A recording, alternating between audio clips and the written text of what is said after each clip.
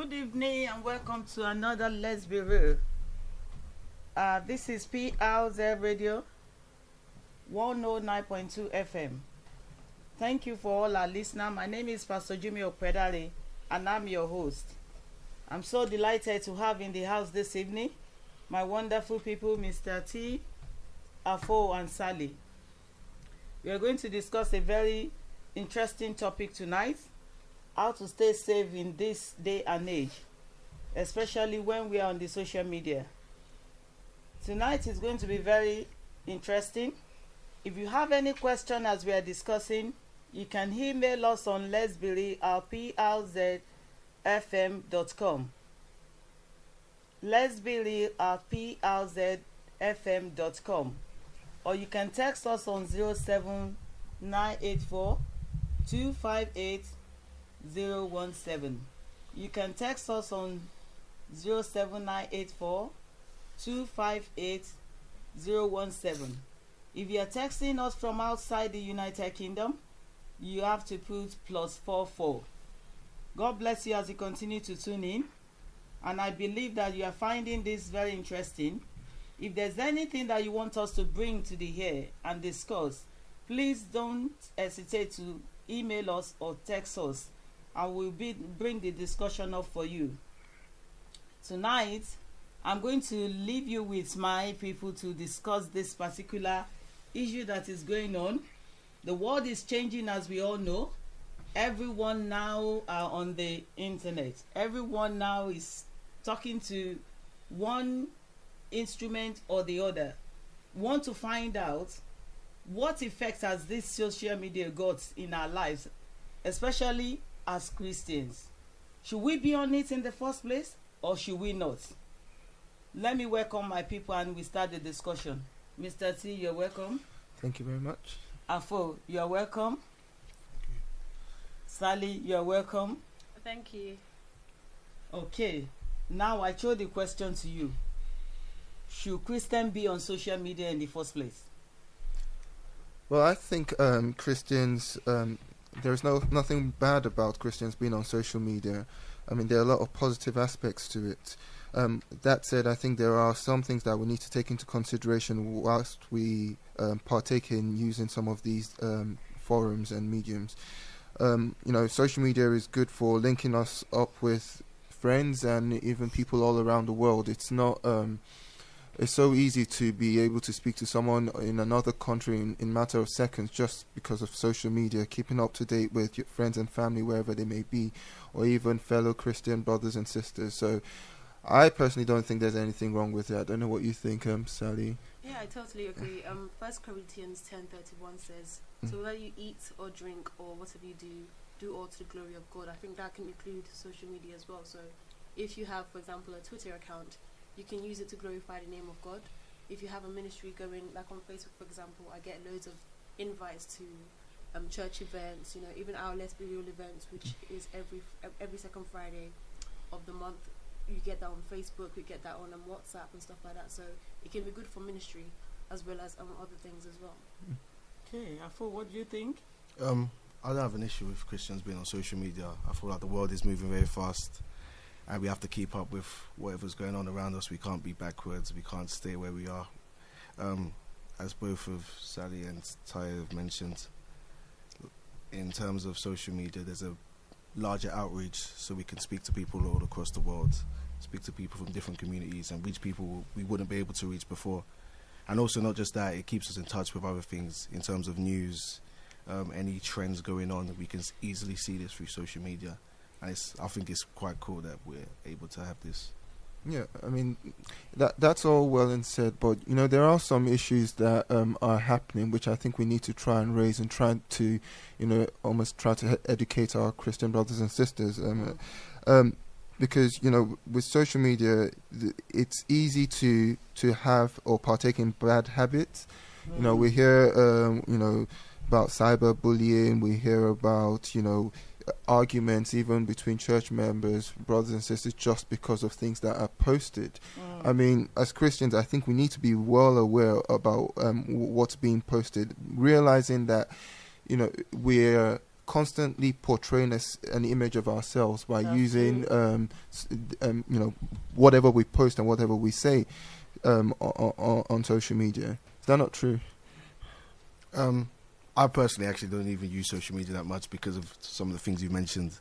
Although I feel people are allowed to use it and they should be able to express it, I personally don't use it because of some of my fears in terms of what people post on it and what people search for. People can find your background, your history straight away from your social media accounts, from what you've posted, and they can judge you from that. They can know things about you that you shouldn't really, you don't really want to be out there, and they can form an opinion of you. And there are some dangers in terms of bullying and bullying others, and I don't think it can be the safest place for so many people essentially. But it depends on how you use it, I guess. But personally, I don't, because of some of the things you mentioned and some of the things I've just mentioned as well. Yeah, as an avid user of social media myself. Average user. So I've seen a lot of occasions where people have lost their jobs due to what they posted online, so like racist comments, bullying, saying things about people, posting explicit images online of other people, things where you can get yourself in big trouble.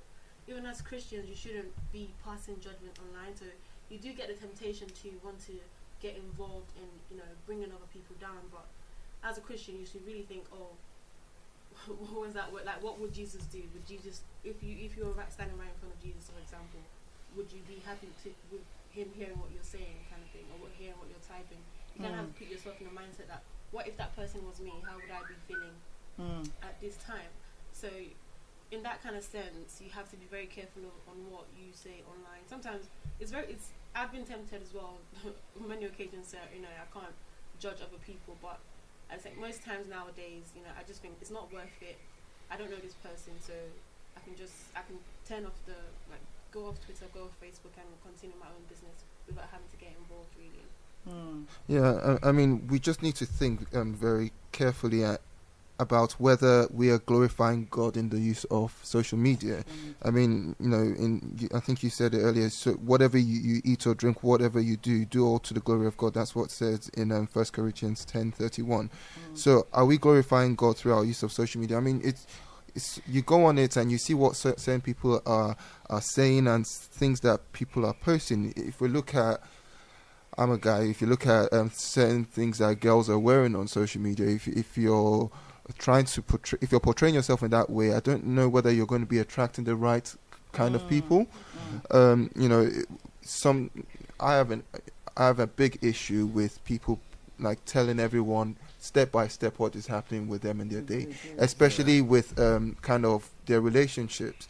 For example, in previous relationships, you get into arguments with your partner or the person that you're with. And you just tell them, the whole world, that I'm not talking to this person, or you try and do indirect. I don't know if people remember the time of BBM and status updates, where you post something up there because you're trying to send a message to someone, a negative message, without talking to that person directly. You get a lot of people that get so brave because they're talking on the web. They think that they can just say anything to anyone because there's less consequence because you're not in close proximity with them. So I have an issue with that, especially with girls. Posting things about their partners or the type of dressing that they have on social media.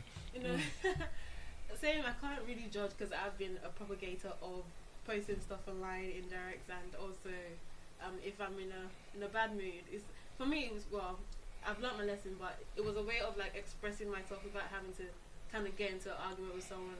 Like, if I'm not talking to you, I don't want to actually talk to you, but I want you to know that I'm thinking about you in a negative way, kind of thing. But obviously, after doing such and such and getting in trouble for that, and you kind of learn your lesson afterwards. It's not worth it at the end of the day, because, for example, if you do put a status about having an argument with your partner, and then obviously they will catch the drift, and then the argument will occur. It will escalate. It will escalate. And I've spoken to, for example, Pastor Jummy about it, and she's a person that you can, if you have a problem with someone, you can actually go talk to someone who you feel will listen to you and give you good advice, rather than putting it online and then it escalates into the next level. Yeah. Which you didn't And want also, before. some other people might see it and just misinterpret the whole thing, the whole message, and then get people that are not supposed to know about your matters to know about it.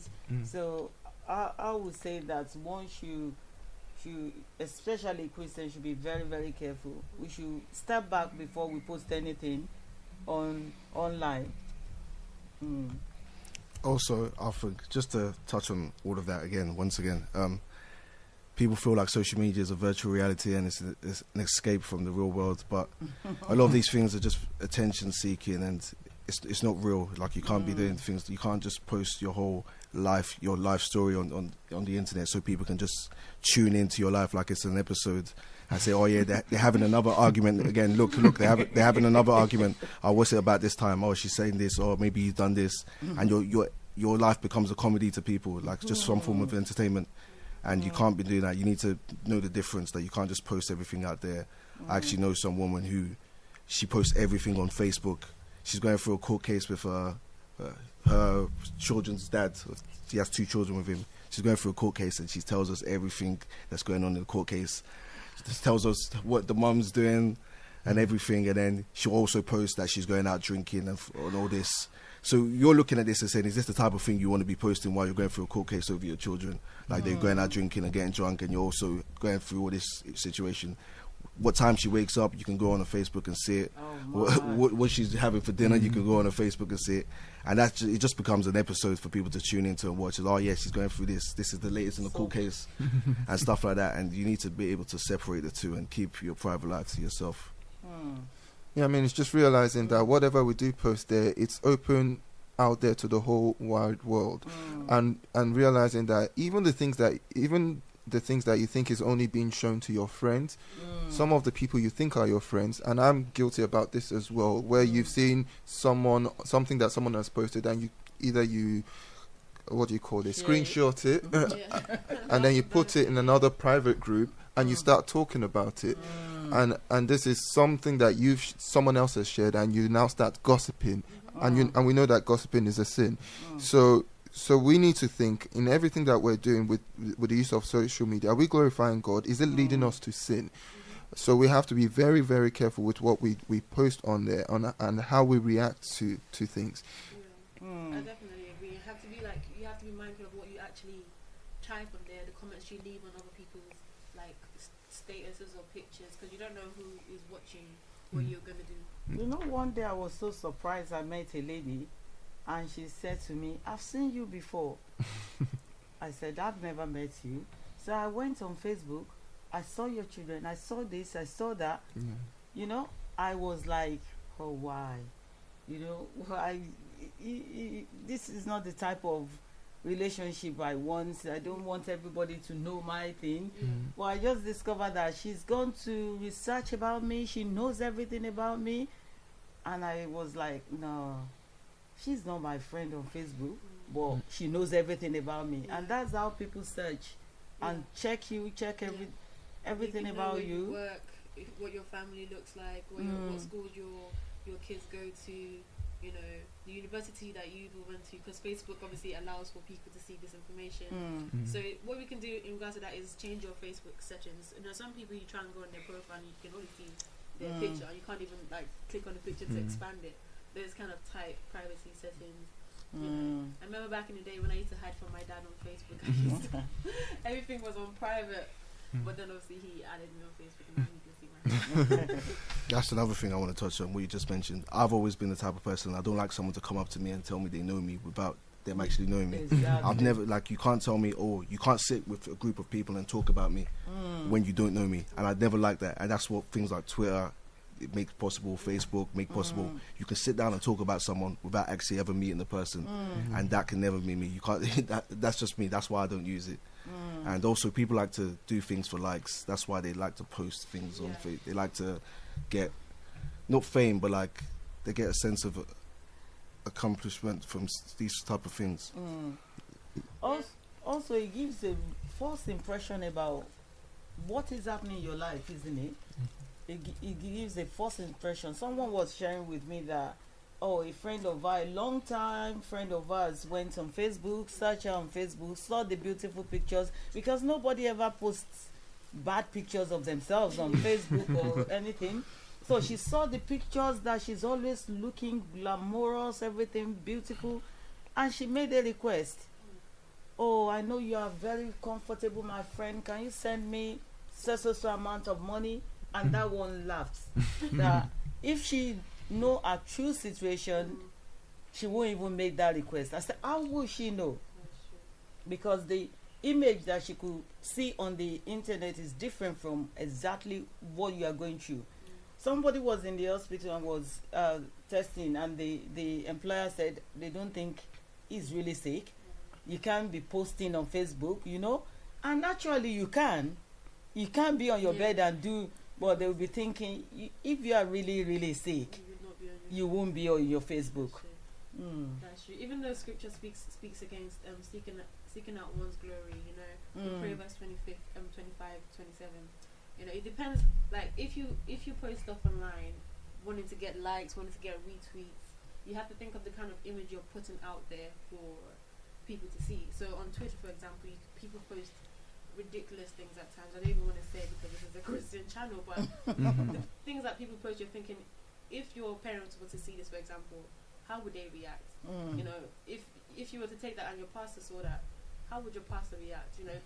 Even videos of them like drinking and getting drunk, being crazy, explicit pictures, pictures or videos of other people without their permission, things like that, where you're putting yourself and other people in a position of, how can I move forward from this? Some things. There's a guy on there, if anybody remembers the Dominic Sinclair situation, and that's been chasing him for 2 years now. Putting yourself in that kind of situation is not something that you would want. Yeah, I mean, it's like what I was saying before, where when I made a comment that whatever you put there, you should have in mind that it's possible that anyone can see what you've posted. Absolutely. And realizing that there are consequences for some of these things that you post. So, for example, you've got cases of footballers. I think there was a footballer recently, I think his name is Andre Gray, that played for Burnley. Is it Burnley? Who posted certain things, certain, I think, was it racial views or homophobic views about 4 years ago, or maybe a long time ago, and he scored a few goals one game, and people went back and searched for those comments that he made, and because of that, I believe he got fined. He fined, 3-game ban or something. He like got that. some bans as well. Just realizing that what you've said in the past can come back to haunt you. So you have to be very, very careful with what you say, especially as a Christian. I believe, that in whatever you're doing, you should let the light of Christ shine through you. So, you just need to be so careful with social media. I think not to just focus on the negative parts of social media, we can also highlight the positive parts of social media. So, for example, if you have a business, and social media can be a great avenue to promoting yourself, promoting your business. So, for example, I know lots of people on Twitter who have clothing lines or who have jewelry lines, makeup lines, and from there they can link up to YouTube, get loads of views. You can make money from videos that you make. You can get loads of traffic to your website through posting on Twitter. There's been loads of movements started on Twitter. For example, the Black Lives Matter movement. Making people aware of social injustice that has been going on around the world that we would be unaware of if not for social media. For example, now we can go live on Facebook, and that lady, if anybody remembers, posted a video of her situation where her husband was attacked by the police. Without Facebook, without that live video, we wouldn't have known that situation occurred. So in terms of business, in terms of making people aware, news like Afolabi mentioned earlier, because loads of people don't watch the news. I don't watch the news, so I get my news from Twitter. I make sure I verify it, so I'm not walking around with like false information. But kind of things like that in that aspect, and also spreading the ministry, like I mentioned earlier. Yeah, no, I definitely agree that there are positive aspects to it, and it's very important that we have a balanced view here.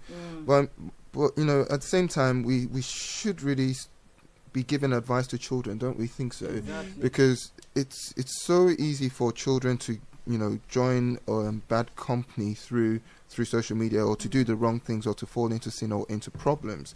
I mean, what kind of advice would we be thinking we should be giving children? Or should they even be on these devices? I think we need to establish, like, at what age should kids even be on social media, because I feel like I mentioned earlier, all this social media, all this internet is a virtual reality for kids. And then so many people portray different lifestyles that they're not living. And then these kids like feel like these are the standards they should be following. This is the life they should be living, and they have these expectations that are, this is how a boy should behave, this is how a girl should behave, whether it's bad or good.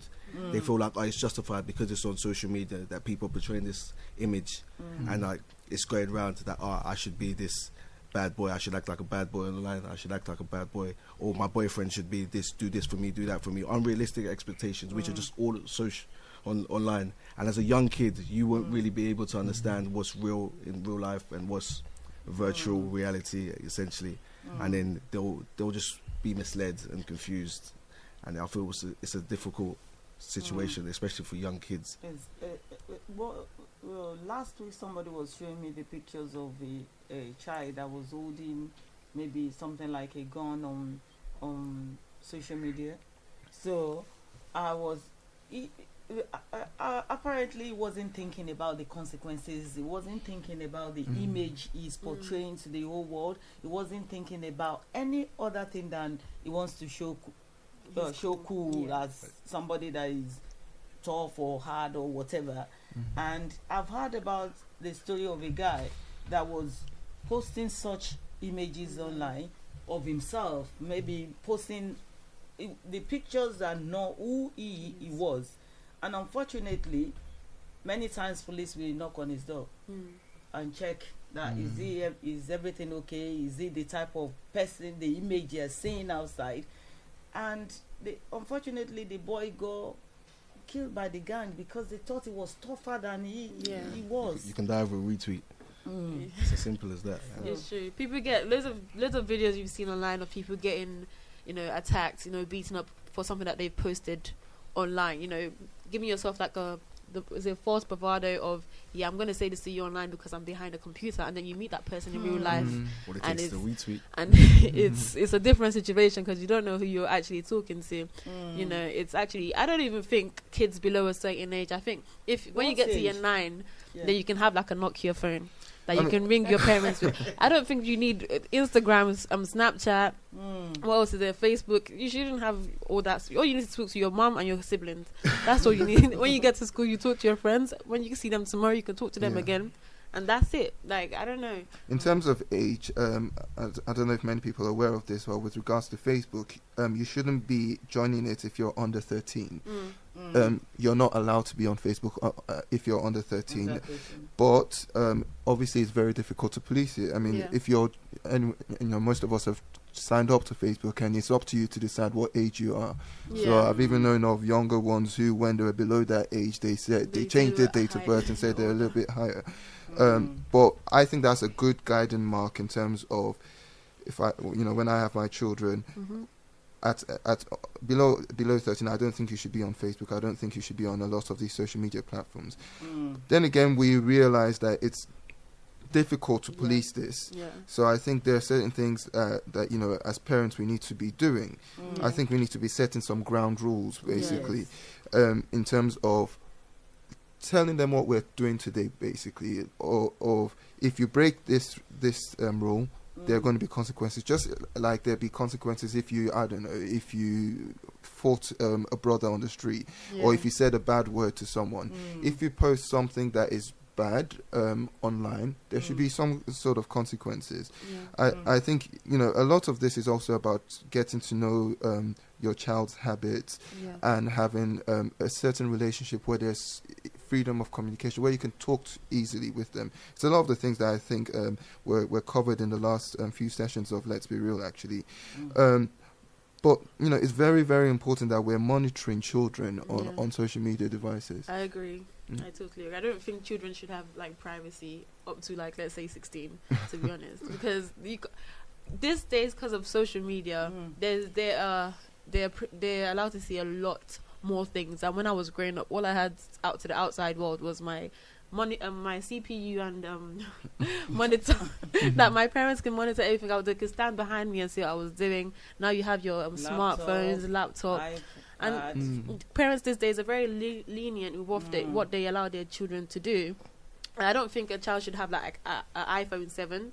What are you doing with an iPhone 7? Like I said earlier, a Motorola or Nokia phone would I think we need to be aware of how fast times are moving as well, because trends are moving so quick, technology is moving so quick, and you're asking parents to be tech savvy as well. They have to keep up with these things. Like I can ask you, Pastor Jimmy, now, can you, like Snapchat, you know about Snapchat? I know about it, but I don't use it. How did you know about it? Somebody, maybe Falani taught me. They showed you it. They showed But if me, they didn't, and if they they told me not to go on if it. they didn't show you it, you wouldn't know about it. I wouldn't know about And that's it. what all the kids these days are using now. Like it moves so fast that it's hard to keep up. There's always a new app. There's always a new trend. There's always something. There's always a different avenue for them to express themselves or find something new. I can't say Twitter will be around in 10 years time, because it might not. There might be something new. There might the same with Facebook. So there's always something new, and it's very difficult to monitor because. And even just to say, oh yeah, they should have a Motorola. In 10 years time, phones could be a completely different thing now. Yeah. 10 years ago, touchscreen wasn't even a reality in our heads. Yeah. And it moves so fast that you can't just say, oh, I'm only going to give you a Motorola. Before you know it, it could be something new, which is every kid has to have. And there'll be the benefits for you to have for the kid to have it. That's the issue. So you have to be tech savvy and keep up with these trends as well, and also understand the dangers as well as the positives. Yeah, and not always go for every option. No, I do fully agree. I think it's a combination of things. We can't just use one approach. I think there's a part of it which is not allowing them to have the device at a certain age. I think that's important. I think also what you're saying really is that as parents we can't be lazy. We need to know the technology and get to we need to be on our toes really, because I think if a child can learn how to use a device or a new platform, I think a parent can do it as well. So it's possible that the child finds out about it or uses it earlier, but you should also be going out exploring, even doing your own research. What are children using these days? Try to speak to your child and say, what devices are you using? If they, to be honest, children will try to hide things from you, but you need to create a relationship or an atmosphere where they feel comfortable enough to be able to share certain things with you. So I think, coming from an African background, we have this perspective that, and some African parents are very, they find it difficult to get to use technology quicker. But I'm beginning to see now that they had a big improvements. I mean, they flooded and taken over Facebook. They're starting to intrude or interfere into Instagram. It's only a matter of time before they start using Snapchat, to be honest. But as you say, there'll be a new thing that children will run to. I feel like it starts with the basics as well with parents, like what you said about getting to know your child. Like listen to the music they listen to, understand what everything's going on in their lives, understand what they're about. Like if you listen to their music, then they'll be able to, oh yeah, my mum likes this music, my mum's cool as well, or whatever like that. And then you'll be able to like become closer in terms of what they like and what they like doing and their friends and whatnot, and meet their friends and stuff. And then you'll be able to get to know them better and you'll be able to monitor things like that. Well, I also want to say that you can't give a child a phone and not know what the child used the phone for. Agreed. So I will still stick with the age of 13, that you cannot just have a multimedia phone before you are before you are 13, because by the time I want to go on Snapchat and the boys are saying, yo, you don't need it, they're already 18, 19, for God's sake. Well, when they are 13, they can't tell me that. They're on Facebook, I'm looking at the Facebook. They're on, it was only Facebook then, isn't it? Yeah. Just Facebook, and I'm there. Log in, let me see what is happening. When I see anything that is not right, I say, please don't do this, don't write this, it's not right. So everybody is looking at it, and you give them the basic information of what they have to do on the social media and the consequences of it. But when they are 17, 18, it will be very, very difficult to do that. Did you know about MSN? Yes, of course you know. yes, I do. Of course. I was asking, that was before all of that, and maybe you didn't know. BB, I know all you know about about that. BB and MSN. Yeah. All right. I think just to go on the back of what Pastor Jimmy is saying, and what Afolabi and Taye covered as well. building a relationship with your child so that they are comfortable to tell you what they're doing and who they're talking to, and not hiding things from their parents. Because like, if you create an atmosphere where they're scared to talk to you, and you block them from all the social medias on your phone or on the phone you got, they can still go to their friend's house, use their friend's phone to create accounts. Because all you need is an account. You can do it anywhere. You can go to use any other device and log in and use your, let's say for Snapchat, for example, you can use that on anybody's phone. All you need is a login. Yeah. So creating can I go on your Snapchat, just see what you're doing? Yeah. Okay, mom, because it shouldn't have anything to hide, especially at a young age. What things are you going through that you can't speak to your parents about? Yeah, I think when you're restricting them from using some of these things, because they'll go out there, they'll go to their schools and they'll see some of their friends on these things, you need to be explaining the reason. So not just stopping them and just saying, no, I don't want you to be on it. Explain, because the reality is that what's happening out there is that some children are being groomed by bad, evil people out there. They go on them. It's not even just children. You even get young girls who get random messages. Haven't you had that, Sally? I've had a couple messages, people just declaring their love for me on Facebook. Yeah, on the messenger. You say, I love you. Hello, Sally. I love you. Like, you don't even know. You don't even know the person. Now, imagine if you have like a young child who maybe he's feeling a little bit like no one cares about them, a little bit lonely, and then some random person saying that they love you, and then you be more inclined to reply, oh, hello, yeah, oh, where do you live? I live so and so. Oh, do you want to meet this time of the day? I will take you to buy something. Okay, great. And then that's how it can lead to worse situations. You have to be really careful. That's another thing for monitoring what your kids are doing online. Don't talk to strangers online. Telling them that what can happen, exposing them to like basically the negatives. Because I feel like although some people like to shelter their kids, it's good sometimes to show them this happens in real life. People kids get kidnapped, kids get taken advantage of all the time. So you have to protect yourself against this kind of. If someone messages you, block and delete. Tell your parents, oh, this person that messaged me, block and delete. You have to protect yourself. That's very important. Very, very important. So I don't know how many people are listening to us out there. You need to have a very important meeting with your children and know what they are doing. Establish a relationship with them. Begin to find out what is going on in their bedrooms. What about letting a child have a phone till a certain time of the day? Yeah, I think that makes sense. I think if for the ages of 13 to 16 or maybe 15. Older for girls as well, from 18 to 21. Please. I think girls should have the same rules as boys, because boys can be worse, to be honest. Have you heard of Yoruba demons? Yeah, we're talking about the dangers of like talking to people. That's why I'm talking about. But girls and boys, both girls and boys get groomed online, not just girls. That's true. Both girls and young boys. I'm talking about this, and older girls. A 21-year-old boy can't get groomed by anyone. Yeah, if you're vulnerable to it, you can't dismiss people's experiences. Find an example for me, and I'll believe it. I think we'll find an example for you. Yeah, there's a bit of controversy. I mean, I'll go from the line of you should treat them as similar as you can in terms of the age groups where you take the phone away from them. So I do think, between 13 and maybe 15, 16, I think maybe 15, taking the phone away from them at like a certain time, or having a regular point where you actually go through the phone and just check what they're doing. I think that's fine. Yeah.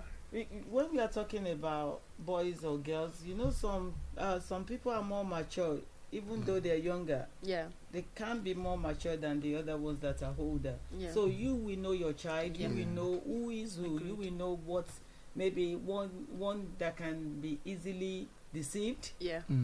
And you need to monitor and help them further. Maybe but you said 15, you might help them to 16 before you let them be independent and do whatever they want to do. Then you will be able to trust them. You would have tried them on several occasions and see that they've passed the test, now they can do things and you can trust them. And that's another way of like you said, building relationships between you and your child. Like when I was younger, my dad used to chauffeur me everywhere. And that was good for me. That means I didn't have to get the bus home. But after a while, when I wanted to go out, like when I was at uni and I'd go out and I'd be like, oh, Dad, I'm going this place, he would just have to say okay, because you know, he trusts that when I'm going to come back at a reasonable time, and I don't drink alcohol as well, so I'm not going to be, you know, in a dangerous position to get home. I'll be with my friends, because my dad also knows my friends. So I'm with, for example, Annie or Esther. Okay, good. Or sometimes we'd FaceTime him and say, oh yeah, Dad, we're going out. And you know, so building a rapport with your parents, so they can trust you, so that what you said you would do is what you would do. Absolutely. In terms of, I think we've spoken a lot about children and parents. What about people kind of like around our age? In terms of maybe young couples, and do you think it's okay for a young, I don't know, a boyfriend to speak to his partner, and say you shouldn't be posting certain things? I think it depends what the thing is. So I wouldn't say you should have like authority over your partner. You can't post that because I said you can't post that. But if I was to post something indecent, for example, I wouldn't. But if I was to post something and my boyfriend was like, oh, I wouldn't appreciate you posting that online, I would take that into consideration, and then I wouldn't post it. But I don't think you should demand and say, if you do that, I'm not going to talk to you for 2 days. That's ridiculous. I don't think you should have authority over what your partner posts. Your partner should have sense to know that obviously this person wouldn't like it if I did this. Let me not do this. So not put yourself in that position in the first place, maybe. Yeah, I mean, I suppose where I'm coming from is just to make sure that people realize that they're an extension of others as well. So it's not just maybe we take it to this to the point of maybe a husband and wife, because that's more serious, isn't it? If you're posting things, realize that you're an extension of your husband, an extension of your wife, or even your church. Certain things that you post, you know, they're going to go back. That's the person that is going to that church, and that's what he's saying, or they're saying. It's just trying to realize that it's not just about you. Whatever you do online, you're reflecting, or you're an ambassador for either your family or your church or even your workplace. And that's why the consequences that we were speaking before can happen in terms of losing employment, or even in terms just even before you get to those stages, when it comes to what you're posting as a young man or a young woman. What normally happens when you're about to get into a relationship is that people do some sort of background check, isn't it?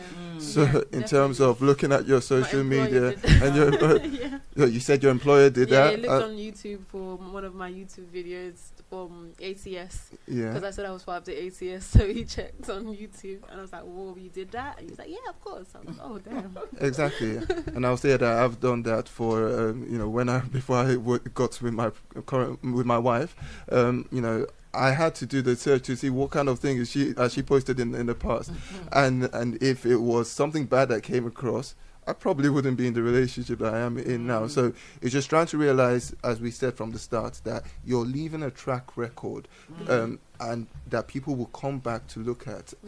I think it's very important that we I want to jump in here and mention also social media and relationships. Like, you can't let it take over the relationship. Essentially, you can't be with your partner and you're constantly on Twitter, you're constantly on Snapchat, and you can't let social media also define the boundaries of your relationship. Like, set the expectations where you feel like, oh, you have to constantly do this because this is what social media tells me you have to do. Or like, why don't you post me on social media? I want everyone on social media to see me, and stuff like that. That's not the basis of a relationship. A relationship is between you and the person you're in it with, not for the whole world to be like. That doesn't mean you don't love someone because you don't do what social media tells you what you're supposed to do, and that could be dangerous for relationships. You need to understand that, once again, it's a virtual reality. It's not the real world. It goes two ways though.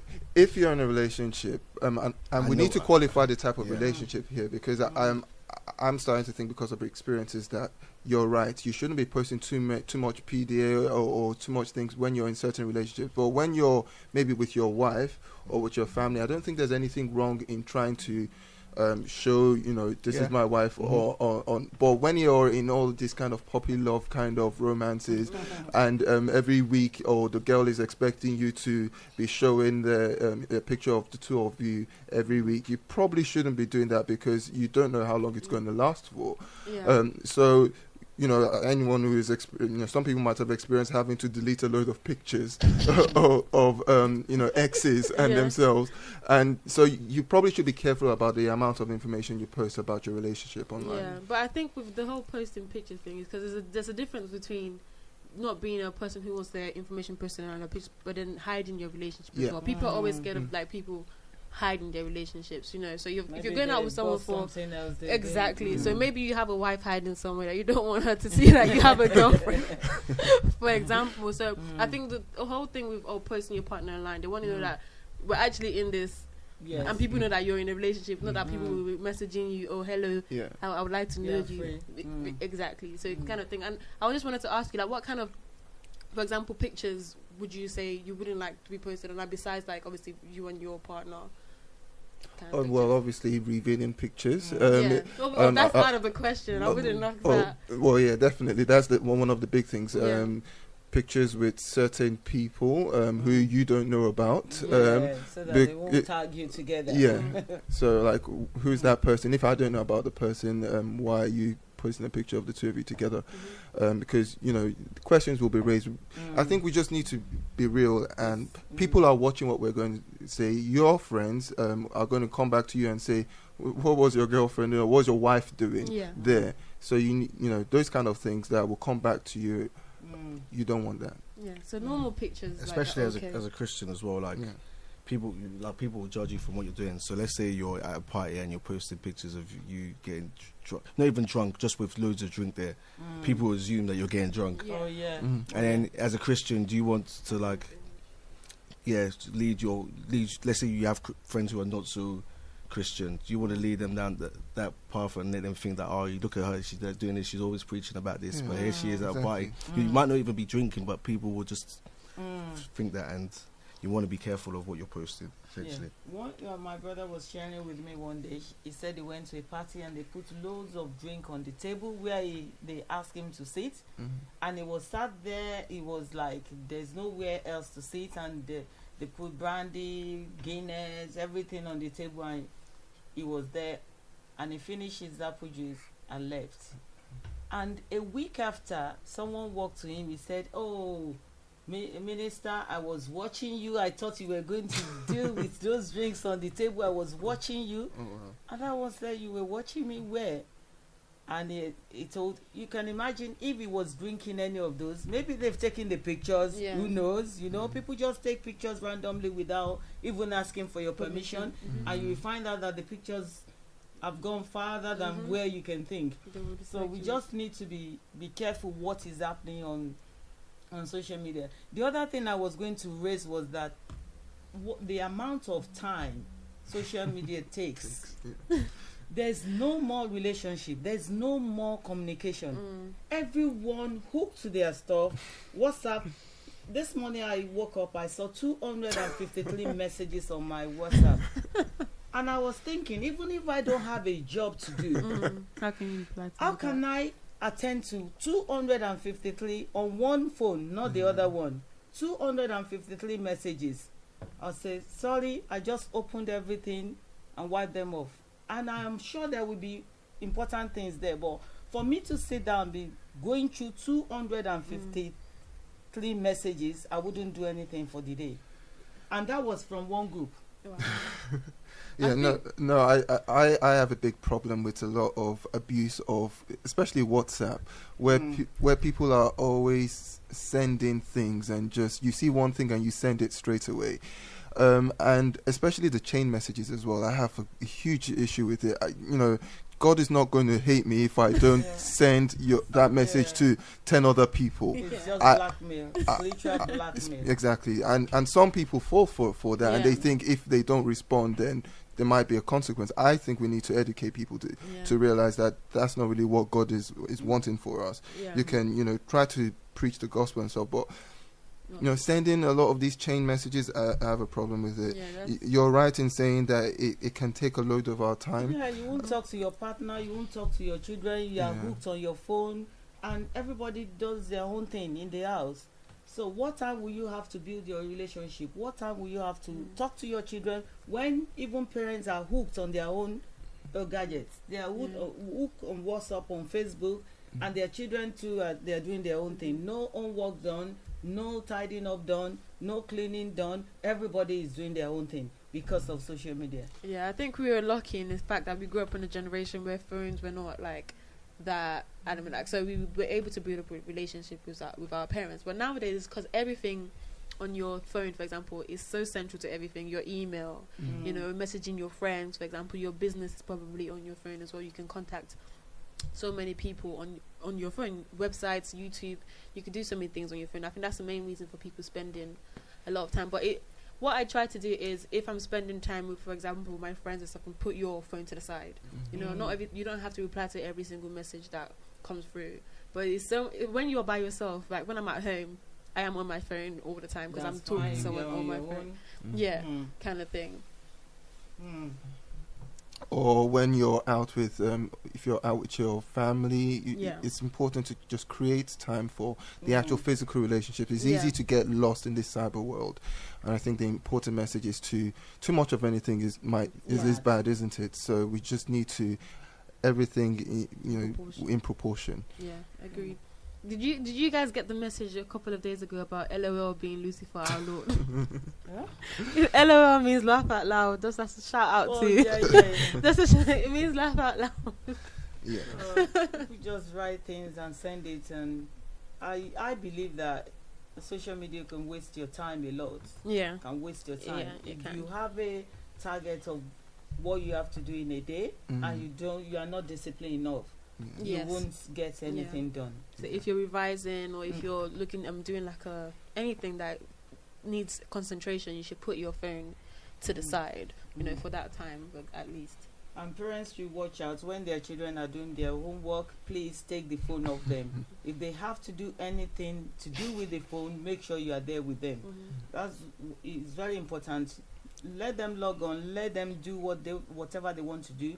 Let them come to the living room or open space and do it. Yeah. That means they have to search for something on their phones. But when they're on their own, by the time they're searching, one message is there, pim, pim. They're checking the messages that is coming on. They're checking on the Snapchat. They're checking on the WhatsApp messages. And the homework will never get done, or done and not done well. Yeah. So we need to be very, very careful. We are talking about staying safe on social media. And the responsibility lies so much on us, the parents. We need to monitor what our children are doing. If we give them a good start, they will build on it. If we help them to start and know and use social media responsibly, then they will be able to do it as responsible adults. But if we don't start well with them, they see us on the phone, on WhatsApp, 1 hour, 2 hours, they will do the same. By the time we are wasting time doing some other things, they are wasting time doing some other things as well. So we need to be very, very careful to monitor what they are doing there so that they can stay safe, especially so that they won't be deceived and be carried away by people that will just be sending them random messages, strangers that they do not know, that we just tell them things that they're looking for, things that they want to hear. And it doesn't do them any good. We've heard about stories that children will go and meet a stranger somewhere. They've got their address online, and they will go there, and that person will deceive them, take advantage of them, rape them, or at times they can be killed. So we don't want that to happen to our children. So don't let us use our money to buy them things that will harm them. Don't let us use our status to buy them trouble. We need to help them to manage these gadgets so that they can stay safe. And I believe that God will keep every one of our children safe. God will keep all of us safe. We will not regret buying this stuff for our children. It will not affect their education. It will not affect their well-being. But it will only contribute positively to their lives in the mighty name of Jesus. Parents, let us continue to stay sensible so that our children can stay safe. God will help us. And I believe that from today, we will start to monitor things that we are supposed to be monitoring. It shall be well with us in Jesus' name. God will keep every one of us. God will keep our children. Anything that we do will not fight against us in the mighty name of Jesus. Every negativity that goes about with social media, we will not be victims in the name of Jesus. Our children will not be victims in the name of Jesus. The glory of the Lord will overshadow them, and every one of us will be happy in the mighty name of Jesus. I leave you with the joy of the Lord, even to continue to be your portion. Thank you, Mr. T. Thank you, Sally. Thank you, Afo. God bless you all.